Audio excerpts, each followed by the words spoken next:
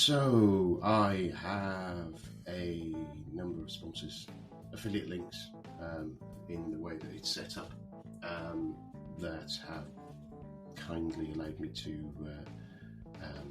share their services, really.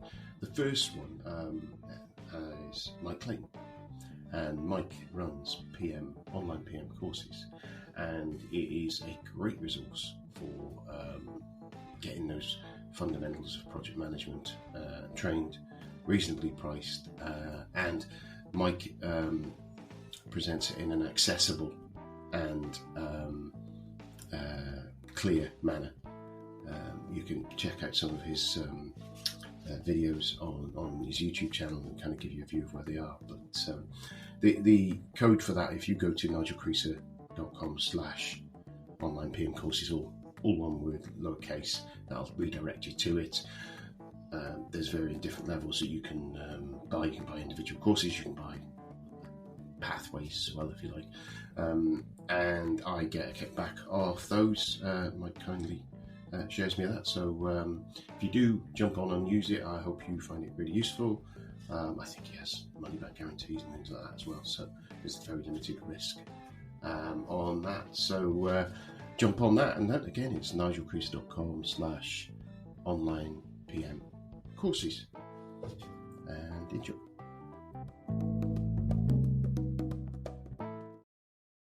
Hello, I am delighted to welcome to the show Justus Aiyela, who is a highly experienced senior program manager and agile coach with a rich background in managing complex projects across industries such as banking, healthcare, retail, and energy. Holding multiple certifications including PMP, LSSBB, Advanced Certified Scrum Master, ICAgile Certified Professional, and Safe Agilist, he excels in leveraging both waterfall and agile frameworks to drive delivery management for application development and information security, big data management, and IT service management projects. His expertise spans PM delivery framework, administration, as well as PM tool configuration administration, and Justus has successfully led initiatives for organizations and demonstrates a keen ability to align project activity with enterprise visions. Justus, welcome to the show. As a heck of an intro there. Yep, thank you for having me. Oh, it's a pleasure. Obviously, we've got that usual marketing sales blurb that people have in their biography or on their LinkedIn profile. Tell us a little bit more about you, a bit about background. Where are you from? What you're doing, and that sort of thing. Awesome. All right, my background, I originally, of course, came from Nigeria, and I have been through different, we moved to the US at some point. Now, in US, of course, that's where I did my master's in information technology, focusing on big data management and analytics. Now, before then, I had had my PMP for over 13 years. But the idea behind that was that I wanted to really focus. I wanted to move forward from just being a regular project manager um, um, to being a competent IT project manager. So after my master's, of course, then I got into Nike as a consultant. Now from there, eventually moved to Canada, and in Canada, of course, I went from project manager, a senior scrum master, to project manager to program manager. So that's been my journey to date, in summary. So you're in Canada now, then? Yes. That's where you've ended up settled. That's it. It's I've grown up in a little village and town in Shropshire, as we've talked before, and I find it fascinating when people who travel to massively different parts of the world. I talked to a colleague, Colin Ellis, who's on the show the other day. He moved over to Australia and New Zealand, and it's like yourself moving from Nigeria over to the US. I'm really fascinated by those people doing that because I'm very much a homeboy. Moved around a bit doing work, but not actually moved to live different places. So travelled into hotels and that. So it's quite a fascinating thing. So we first spoke and you pitched across a couple of ideas, things for us to chat about. And maybe we'll touch on both of them. But the one that I think that really interested me was this idea of bridging between business, sort of the sorry, my brain's not. It's early morning for me to think about this. Between business IT and business project management and IT project management. And what? Let's talk about that and see what you think about bridging that gap between those, and where, when you've done both of those, from what we've discussed, you've done both those kind of roles and how you see them different. So, how would you define a business project manager, and how would you define an IT project manager? It might be a daft question, but how would you define them? It's not a daft question. And for aspiring project managers, it will help. So a business project manager, and this is not certified by any specific institution whatsoever. So this is my definition based on my experience. A business project manager is someone who focuses on strategy, how to deliver projects, ensure that the project aligns with the strategic objectives of the organization, and so that benefits are realized. So basically, all you're doing is ensuring that the planning is done right, the individuals are managed right, well, the triple constraints and all that are, closely monitored. And at the end of the day, the stakeholders, the sponsors, see the benefit of that whole work. So that's who a business project manager is. And the funny thing is, a business project manager can work in any industry. Um, in that sense, anyone with a good, reliable, unfortunately, I have to say this, a good, reliable project management certification should be able to understand what it takes to deliver projects across board, support projects across board. Now, an IT project manager is different. An IT project manager is someone who is now going into, yes, I understand the baselines, but I also understand that, okay, whether it's for a cloud and network infrastructure project or an information security project or a big data project, right? Or data migration project in most cases, he understands what players, what roles will be able to deliver specifics. He understands the architecture when presented to him, and he can effectively, meaningfully drive the people, process, and tech integrations required to deliver the project. So those are, I hope I didn't go around too much, but those are the differences, essentially differences between who an IT project manager is and who a business project manager is. Yeah, it's interesting because there are a lot of us. See, IT now is endemic within every change. Every organization, if you're making a change to your organization, you will have an IT lens on it at some point. Even if you're building a new building for your organization, there's going to be Cat4 cable, Cat6 cable, whatever it is nowadays, going through the place. There'll be networks, there'll be Wi-Fi, all these things. There's just about everything. When I started in IT, there was kind of a little bit outside of that. It was an enabler rather than so rooted in everything we do in organizations. And that digital first sort of approach is always there. So it kind of, and I don't diffuse things, you are getting blurring of the lines sometimes, in that you have a digital transformation program, say, which is changing your business and the way your business operates, which you'd normally expect to be a business change kind of approach, right? With a new target operating model, reorganizing departments or something like that. But the reorganization is driven from a desire to be a digital organization rather than a non-digital organization. I do have a big bugbear with the word digital transformation, but then it's out there and people use it. Yeah, digital transformation doesn't mean you're doing IT. Transformation is, and sometimes it's digital evolution rather than transformation. But because, yeah, I could get on a hobby horse on that. What do you, where we've got these blurring of the lines of the business PM and the IT PM, uh, I'd be interested to know from your experience where you've seen people come from, sort of. It, Maybe in the last 5, 10 years, there are quite a few people there going, right, I want to be a project manager, therefore that's the career path I want to take. But most of the business PMs out there, most of the IT PMs out there didn't sit there 7 draw a picture of themselves as a project manager at the time. So they became a project manager through whatever circular route they might have done. Well, where do you see these roles pop up from, or is it and where people historically have come from when they've become a business PM, say? Okay.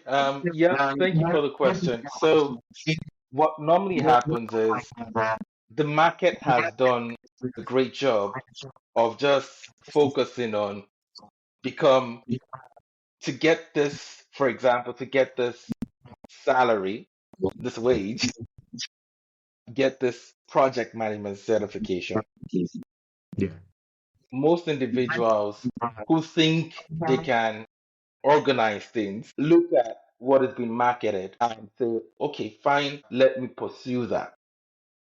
It's the same reason, it's in the same vein, being a Scrum Master, the way that has been packaged and marketed now is still from the lens of I can organize things, so therefore I can organize the people and the processes and possibly understand the technology that will deliver specific outcomes.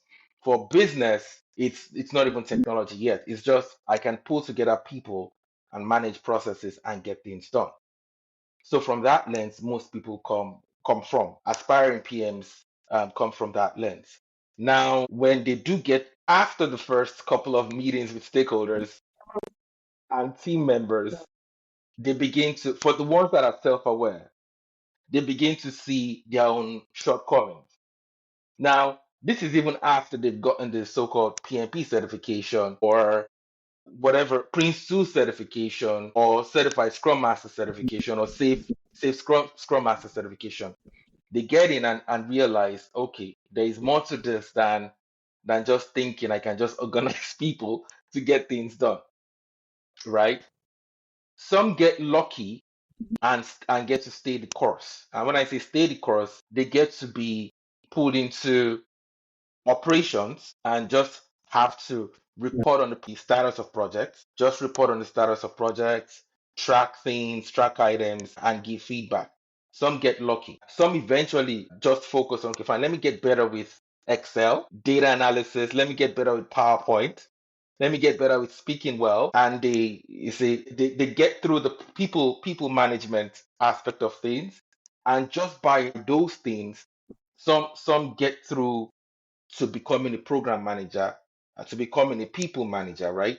So that's the sphere, the universe of whoever gets into business project management and succeeds being a business project manager.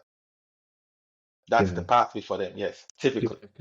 it's interesting. It's because being a good organizer, when people don't realize quite often with project management, is being a good negotiator is what you need to do as well. Being a Mhm. good empathizer, being a good communication. People, it's like I said recently, people management, project management is about people because only people get projects delivered. Done. IT and systems and processes done. And if it's about people, in ingrained in that is communication because everything you do with other humans is communication. Therefore, project management, in my mind, is all about communication. I had this conversation a couple of times recently that dawned on me in the last 12 months. Finances in your projects, your business benefits, your spreadsheets, as you talked about there, they all are just tools of communication. They're not separate to communication. It's interesting that we have a stream of communication plan when actually, okay, risk management. Well, that's about communication because you're documenting, writing down, working out, doing stuff. You're doing the analysis, you're doing stuff. But what you're doing is communicating the actions that you need to do on that. Your change management, that's about communication. Someone's asked you to do something, that's communication. Everything is about communication. And it sounds a bit silly to say in some ways, but it just feels like sometimes we think organizing things in a spreadsheet is the skill, not the working and communicating with people, being able to empathize, being able to negotiate, being able to understand why someone's annoyed, being able to go stand in their shoes and understand what they're looking for, whether that be I'm guessing from a business PM, because I've done little bits of it, but not a lot. But if you're running a benefits realization for an organization, sometimes those business benefits are to your customer end organization consumer. And those are the bit where actually you've got to look at and measure say you're in a government, say your citizens are getting the benefit that you want to give them. And how do you measure those? But you've got to communicate with those citizens to understand whether they've got it. And it becomes this, us in IT, we can sit there and go, well, it's a bit of technology. It's kind of, right, well, it doesn't do that. And it's kind of, yeah, but that's not what someone else wants it. We sometimes say, well, that's how it works. And it can be frustrating, I know, for business customers to be constrained by the technical constraints that we say, well, that's what it does, the thing we've chosen. Well, choose something different, maybe. But do you see that? Do you see that responsibility on the business PM being that wider remit than maybe the IT PM? Yes, in my experience, I recognize that business PMs, when it comes to communicating, they have to do a great job of listening. Now, when they do get to listen effectively, they can ask the right questions and they can get by across board. When it comes to technical PMs, I would say that technical PMs have an advantage. And the advantage they have is even when it comes to digital adoption, not transformation, when it comes to digital adoption, when it comes to information security, when it comes to piecing things together, there's just so much you can do when it comes to listening effectively. Understanding is another critical piece of this. So, the advantage a technical PM would have, especially going into 2025, that is how they would stand apart from a business PM. In fact, one of the problems that come up with most frequently with solution architects, right? Enterprise architects. There is the wish list. Then there's someone provides a wish list. Another person designs what that looks like. Executing and delivering is a completely different thing. So the technical PM who understands, for example, if it's a data migration project, right? Who has competences and experience with data migration projects, in addition to communicating effectively, listening effectively, stands at an advantage from business PMs. So yes, business PMs can gloss through so many things and so many industries: construction, healthcare, manufacturing, energy, and so forth, government. But despite that, I will still pick a technical PM. Some technical PMs get ahead of themselves, are not self-aware, and they talk too much. Yes, but I will still think that a technical PM, at a minimum, for example, stands a better chance at surviving the onslaught of AI next year, for example, cutting across industries, right? A technical PM stands at a better chance of keeping their job or business. So that's in my experience, and that's what I think going forward. Yes. An interesting thing, because that AI is obviously moving into the next few years as Microsoft Copilot gets rolled out to more people's desktops. Do you know what I mean? At the moment, there are organisations, some will be early adopters, some won't be, some will be going through some different um, conversations about how or how not to use this software.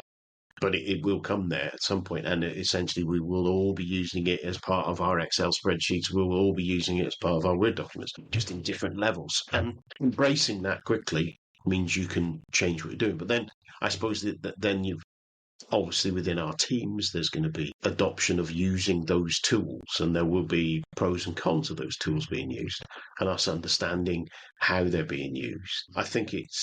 It, I think it's people being aware of it enough to be able to say we could use that, and that's maybe where from the business phase it's going to be a little bit harder to do that.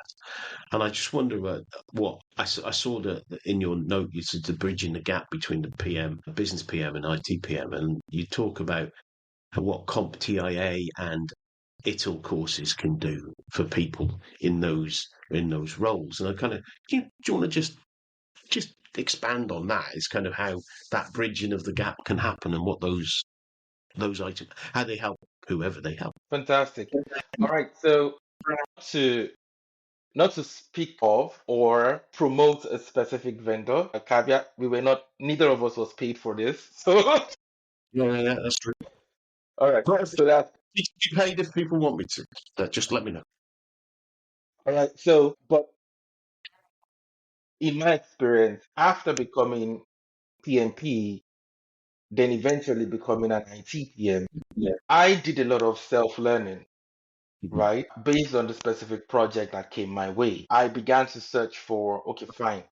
Can I find a vendor neutral platform to help myself transition effectively from being a business, just a regular PMP, competent PMP, to being an IT project manager?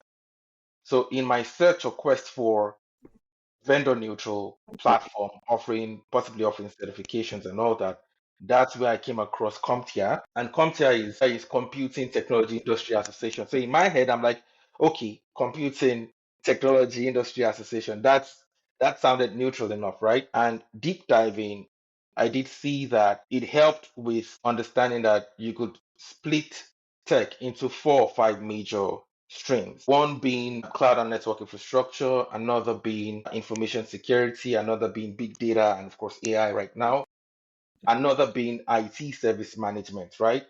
So having those 4 major work streams, major modules, I would say, I had to now come to terms with what I felt most connected to, what I felt I could sustain. Please note I am speaking from a very candid and objective standpoint. The basis of the decision for aspiring PMs should not be what will pay the most. Because if you just go Google what will pay you the most, then you will be led anywhere. The reason why you want to start from foundational courses in a specific niche and build up from there, you could go from something vendor neutral and build up into specific vendor certifications, is because with experience comes a deep understanding of gaps, right? Even your own unique way of piecing things together.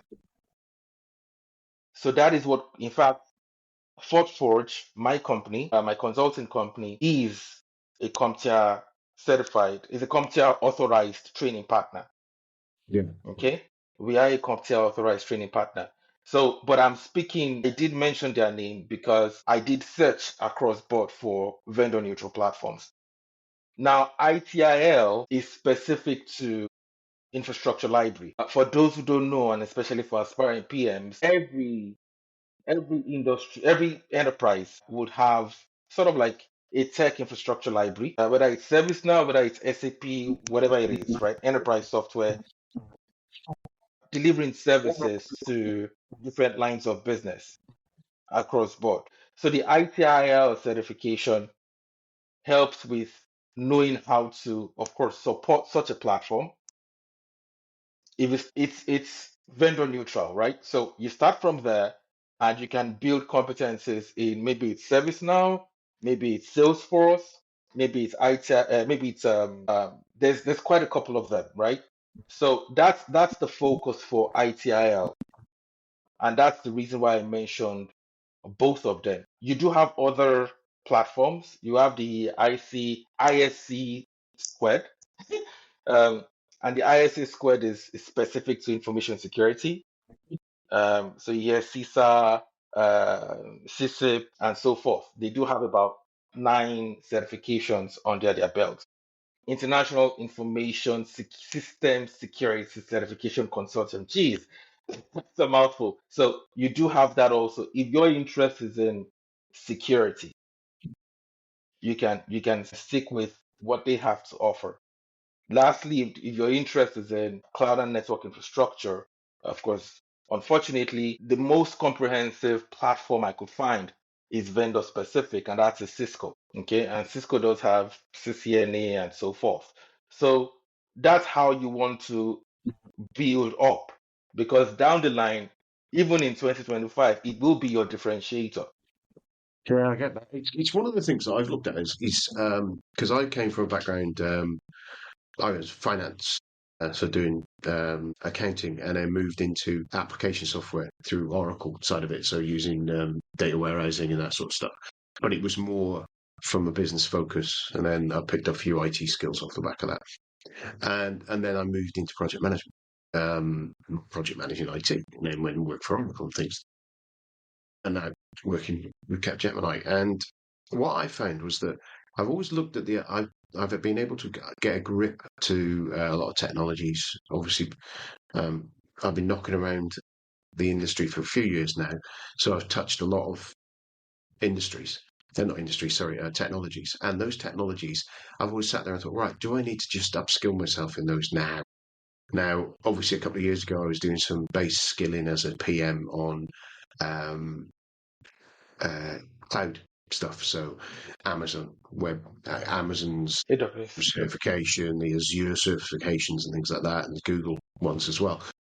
And then now obviously AI, and I've done the certifications of that to bring it up. And I think it's something that with from an IT perspective, because there is such a wide, and it kind of gets a little bit into the the argument of siloing project managers in an industry in order to converse with the teams that you've got delivering these experts, their architects, the engineers, whatever. Now, whether that be IT, whether that be construction, whether that be pharma, whatever, having that high level appreciation and sometimes low level appreciation is so useful, because otherwise you don't know what stupid questions to ask, is the way I look at it. Yeah, if you, do you know what I mean? It's kind of, if I've had engineers explain me, being able to ask them questions for them to explain it to me, and then me ask a question, and then they get partway through their explanation and, with something they're stuck with, and go, "It's all right, I've sorted it," because they're explaining it to me. I'm asking questions that aren't necessarily brilliant, but they're kind of detached questions. And I've had that happen more than once. But if you have no appreciation and no way to be able to sit and do that, it does put you in that weak point from a technical point of view. But there's a balance, isn't there? Because what I do find myself, if there's a project that I've been involved with and I've done stuff on it before, I make an assumption I know what it is because I've seen this before, because I've seen technically this happening. And I need the technical teams to tell me to shut up and go, we're the technical ones, we'll look at it. You don't know the answer, no.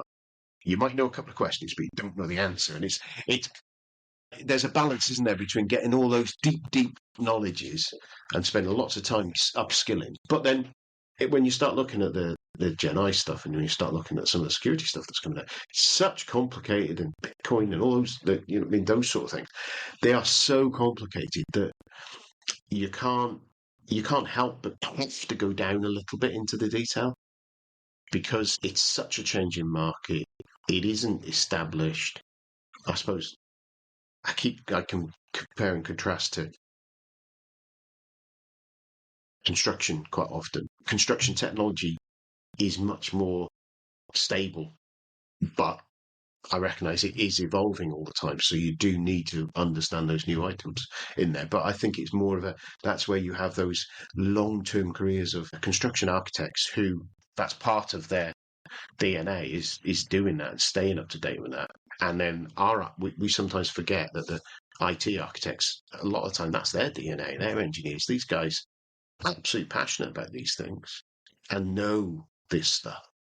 And sometimes we, as a PM, we can think we know better just because we've got a little bit of experience. So sometimes that having that training you're talking about can go against you. Have you found yourself do that before now, or have you found others that do that?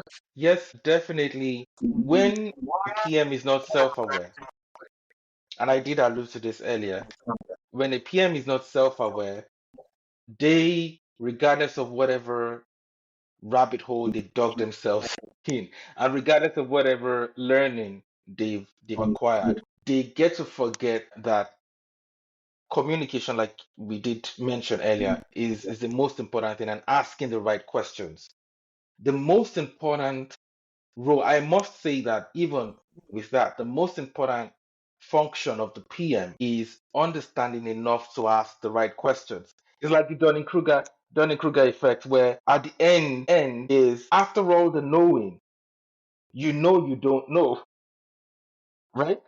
You know you don't know exactly. So that is where a PM should reside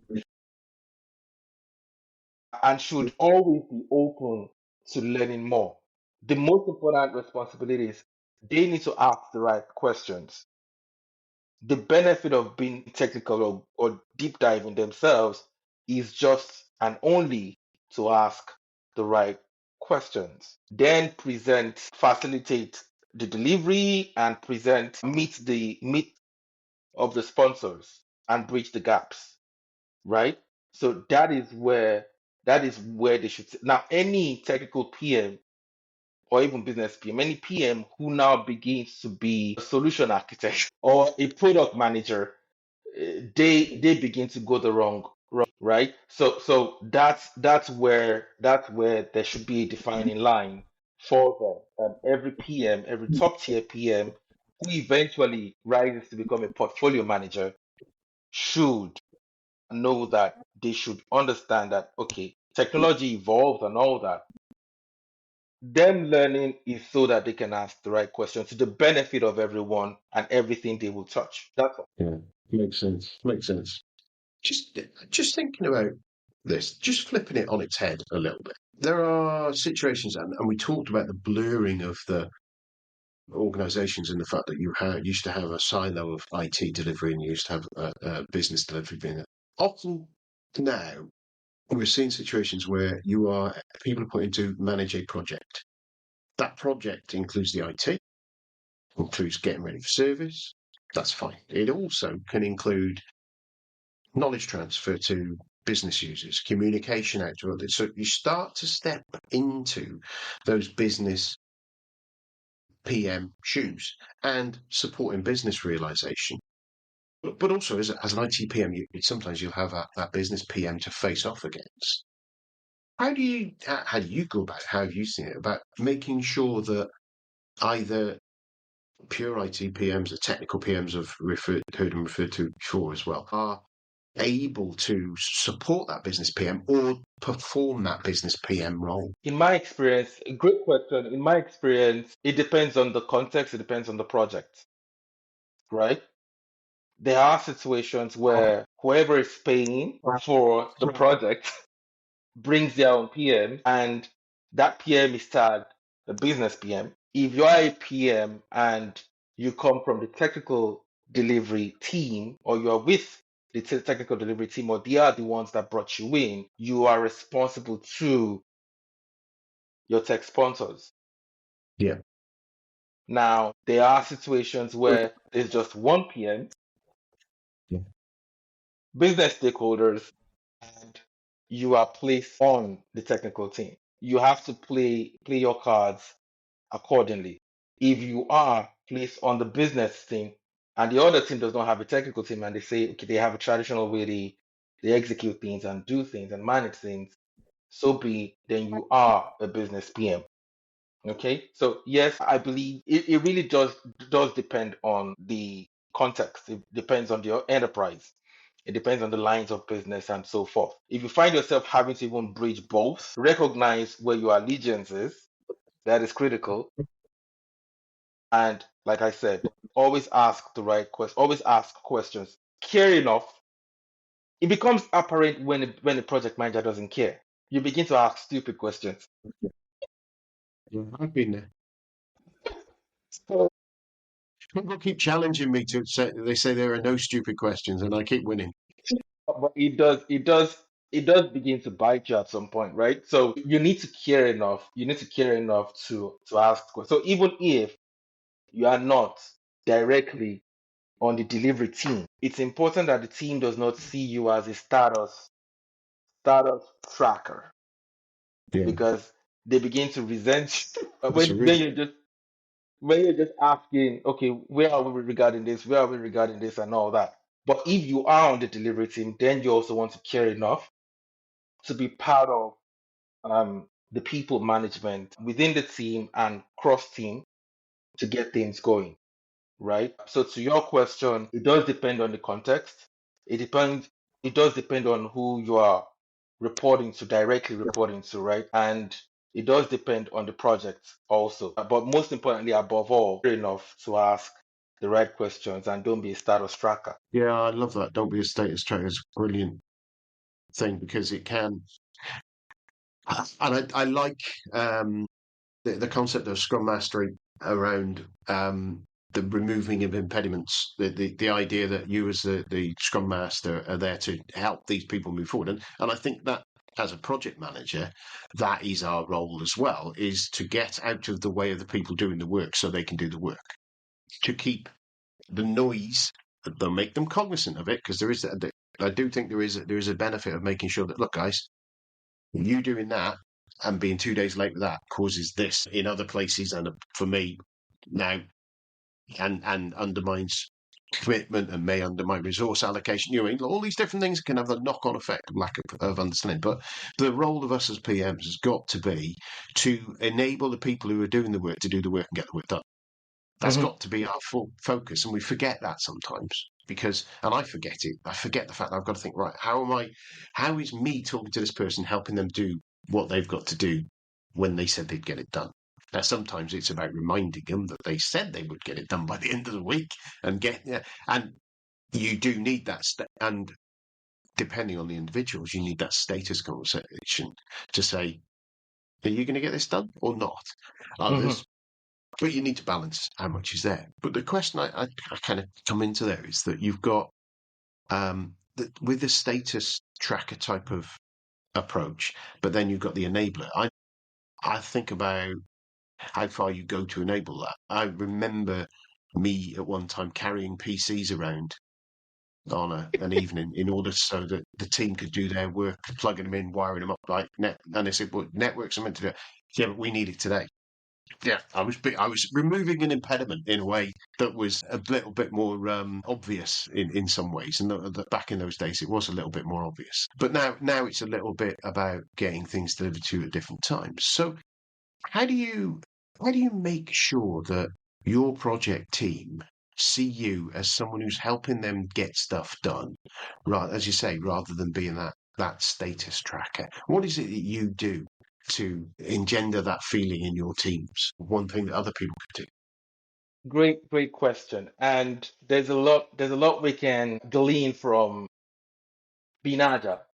Okay. Now, first of all, even when resource team members confirm that they will deliver a specific thing by a specific time, you do want to get to clarity on what dependencies are there. Are there external dependencies? If there are external dependencies and a specific resource on a different team has other priorities, then I need to step in so that whoever that person reports to, understands. I get to communicate to that person that this is required. And it's one of the reasons why you see within the SAFE framework, the PI planning and all that help with awareness across board lines of businesses. And this can be done within the traditional, you know, helps lines of businesses be aware way beforehand that, okay, there's something coming down the pipeline from a different team. Okay. Now, the first thing you want to do, like I said, clarity on the dependencies. You want them to also know that you trust them enough to be competent and reliable. Yeah. You trust them enough to be competent and reliable, and you let them make decisions. Whatever meetings they need within the team or outside the team, you want to let them know you will support them in facilitating those so that they happen. Can I book this meeting for you? You know. Um, Now, in all this, note that you're not imposing anything on them. You are jointly working on ensuring that the commitment is met. At the end of the day, you will still have team members who will tell you, no dependency, I don't need to meet with anybody, I don't need help. Leave it and let it be.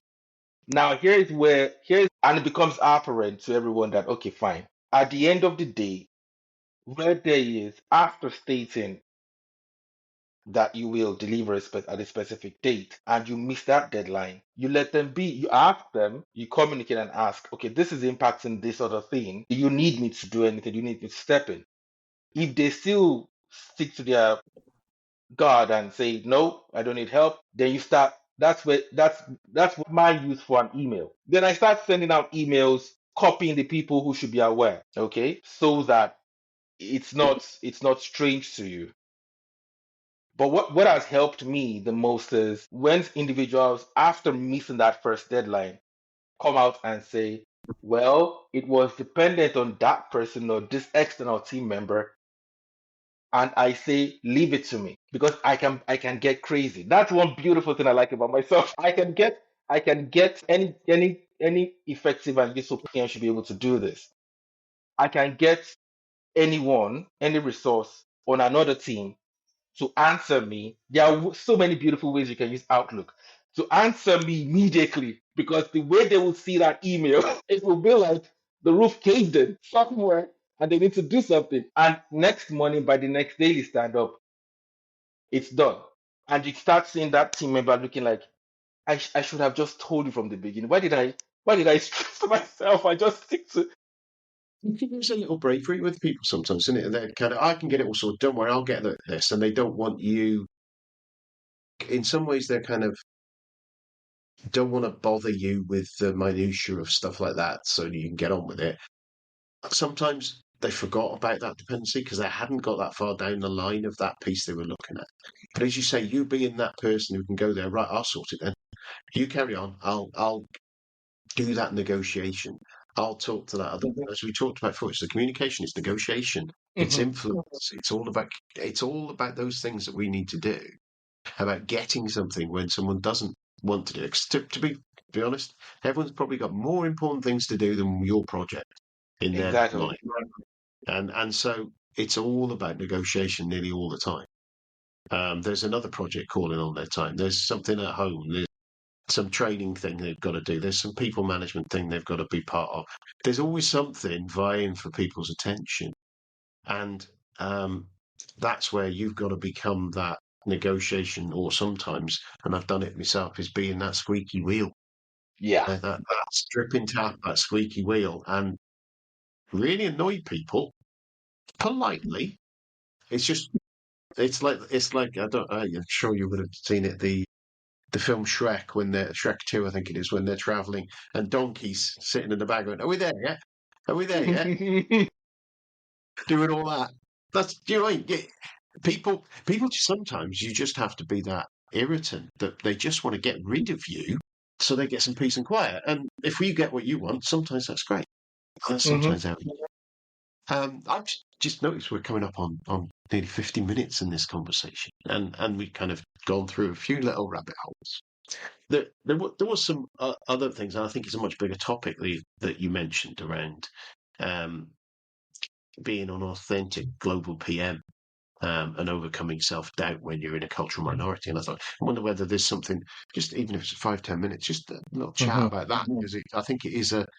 You look at me, middle-aged white man, yeah. I'm, do you know what I mean? I've struggled to find my minority, and it's something that I really don't know enough about. Try to learn, try to understand, and be able to empathise with people. So talk about that. That you had a little bit about that. Like, what are your thoughts on that? Fantastic. So, in brief. Now, this is even. So let me put it this way. Going into 2025 and into the future, I see a situation where, in many cases and in many cities, in many economies, as a PM, you might find that you will find opportunities elsewhere. Now, when I say elsewhere, I mean in a different country. Okay? So you find yourself in a situation where you have to work for a different country. You work in a company in a different country, sorry. You have team members in a different country. That automatically places you, that is one version of you being automatically placed in the minority, right? Yeah. You have to you have to understand their culture, you have to care about it, and so forth. The good thing is that we do have some globally accepted standards. It's a great thing we have the in UK we have the APM, right? Is it APM? Yeah, APM. In the UK, we have the APM. In the US, North America, we have PMI. There are countries you want to understand what's the globally accepted standard in that country. So, regardless of the lens they are coming from, you want to also come from that lens. Lucky for you if, so for example, in my case, PMP, PMI, lucky for me if in engaging or getting an opportunity in a country requiring a competent project manager, PMP is the revered certification. So, regardless of the cultural nuances and all that, I begin from there. To find in Unfortunately for Yes, unfortunately for me, if it's in a country where it's not PMP, immediately I have to just level set first. So once I level set, then from there, be competent, understanding that framework or methodology thoroughly. In addition to if it's IT or whatever, right? I shouldn't lean on a local certification in that case. I cannot depend on it. It wouldn't serve me well. Okay, so I want to focus on when it comes to the process, I can effectively facilitate the delivery of that process, right? Supporting that process.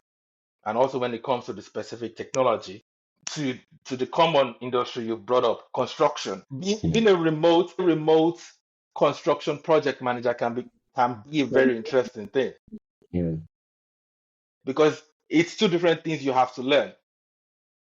Construction in different countries is a completely different thing. So you always want to come from, okay, what revered, what's respected, what's accepted. Then you want to quickly brush up on the technical part of things. After you have done that, then all the other things that comes with, like for example, emotional intelligence, you being self-aware, you managing your mental health, right? You also need to make sure that you are upbeat. Okay. Whatever you don't know, you don't know. Whoever brought you on board, you need to be upfront with the team that, hey guys, this is who I am, this is what I know. Now, when you go in stating that you know much more than you think you know, or presenting a front that you don't care, you're not aware, you're not honest, you're not transparent, you're not authentic, it will be clear and it wouldn't serve you well. So yes, in your case, yes, you might have been lucky that you've not, in that context, you've not been in the minority, but minority can be anybody yeah, yeah. if I the can see. opportunity comes from anywhere.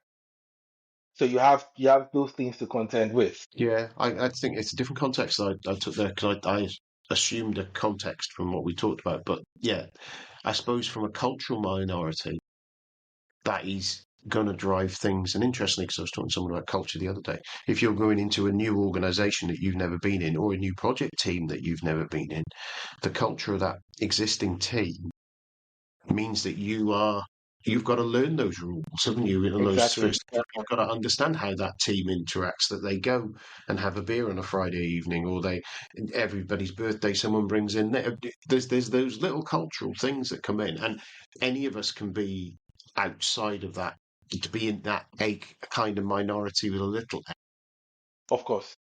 Yeah, and I can see and I can see how I've done it before because sometimes you do feel difficult fitting in and understanding what those unwritten rules are sometimes. And I think if you're going Mhm. into a new organization and delivering a project, I think it's really good to have those linchpins that you talked about there, um, key things to allow you to find that commonality between what's there. And it may be 40% of what's there, but it's 40%. Mhm. That's your base to build on, Mhm. isn't it? Mhm. And then you build another base on top of that. And then, but by that learning and say coming up to skills. So one thing I noticed, and you mentioned APM and you mentioned PMI, and then I've done other certification and different things. The one thing I did notice when I was doing the training for PMP 20 odd years ago, the key thing that people said to me is there's Americanisms in there and there's a language to the PMI.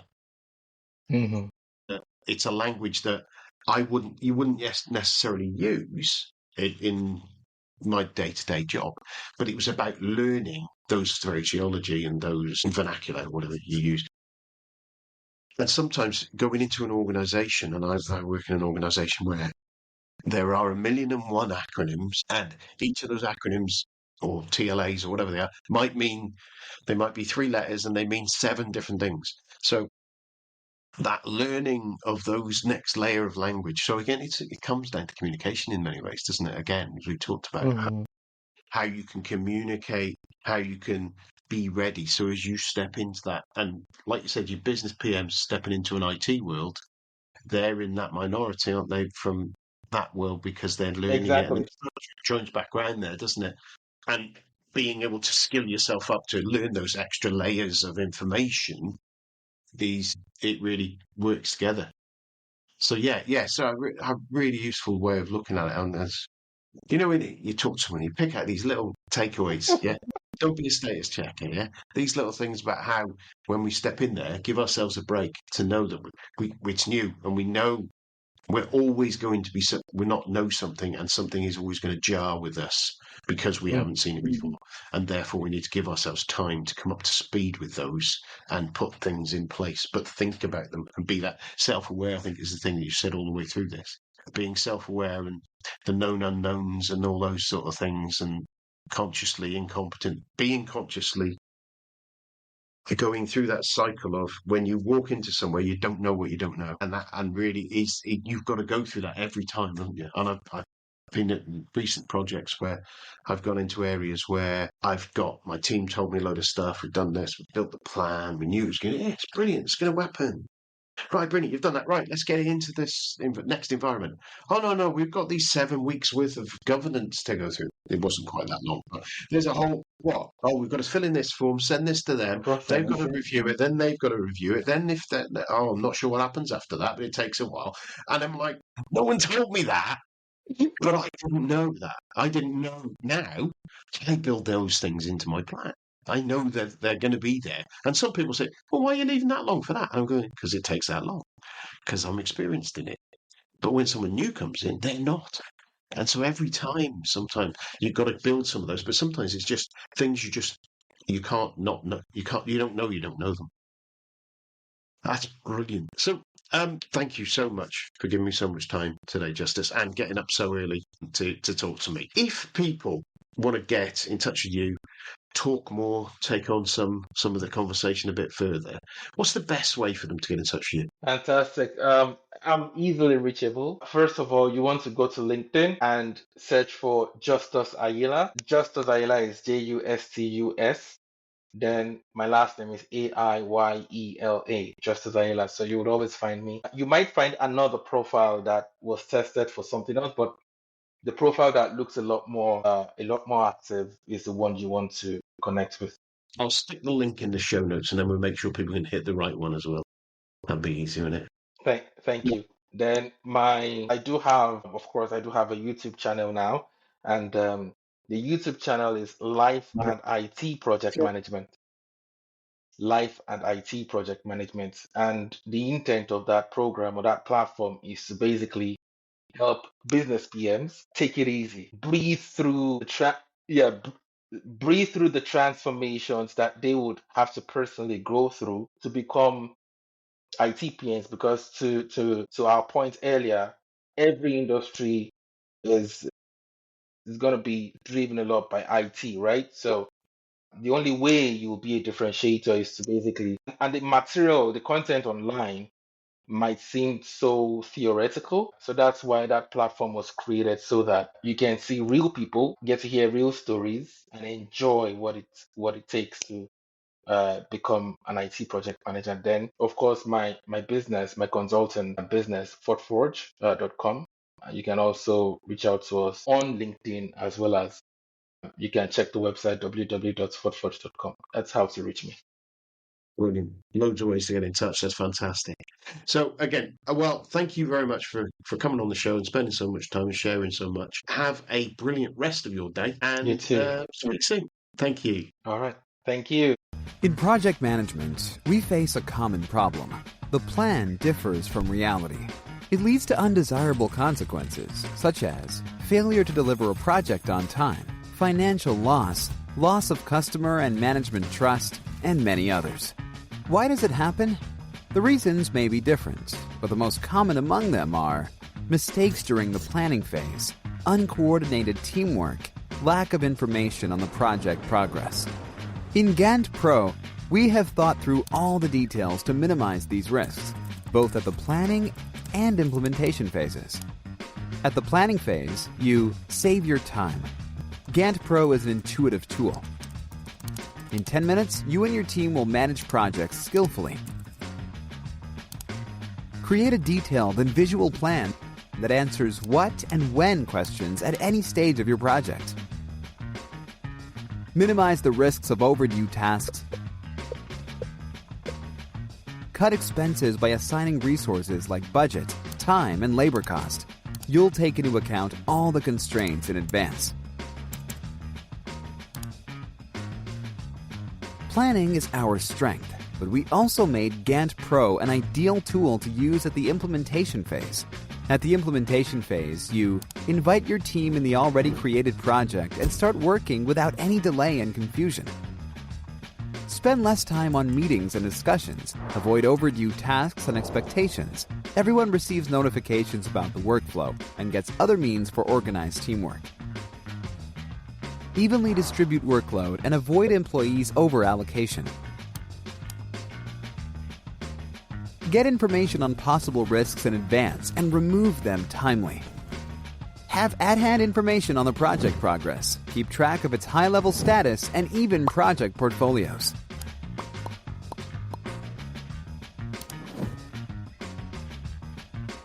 Also, Gantt Pro gives a possibility to share your project with customers and clients at any stage, both for pre-sale and demonstration of the current state. Export reports to popular formats, keep documentation and communication around tasks in real time. With Gantt Pro, you always know when a project ends, how many resources are needed, who is working on what, and identify risks of overdue tasks at early stages. Plan with Gantt Pro, professionally and easily. Well, it's goodbye from me, Nigel Creaser, and it's goodbye from him, the Sunday Lunch PM. Goodbye.